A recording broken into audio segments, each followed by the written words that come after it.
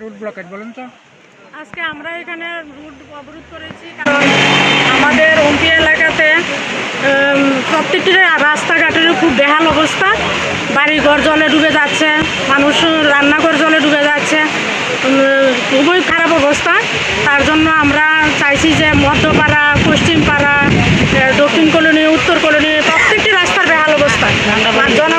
জনগণ স্কুলে আসতে পারছে না, ছেলেরা স্কুলে আসতে পারছে না, বাজার সদাই নিয়ে লোকজন বাড়িতে যেতে পারছে না। রাস্তা যদি এরকম খারাপ থাকে তাহলে আমরা জনগণরা কীভাবে চলাফেরা করব?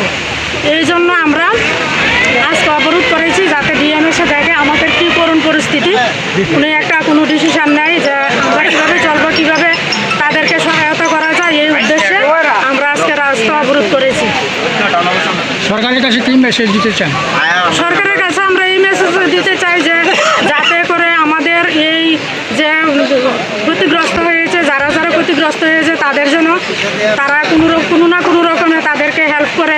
তারা কিভাবে চলবে, তাদের তো অনেকেই আছে গরিব, তাদের ঘর দুয়ার অনেকটা নষ্ট হয়ে গেছে, তাদের ক্ষতিপূরণের ব্যবস্থা যাতে করে সরকার, তাই আমার অনুরোধ। এটা কোন গ্রামে বেশি ক্ষতিগ্রস্ত? কোন গ্রামে ক্ষতিগ্রস্তটা হয়েছে? দক্ষিণ কলোনি হয়েছে, তারপর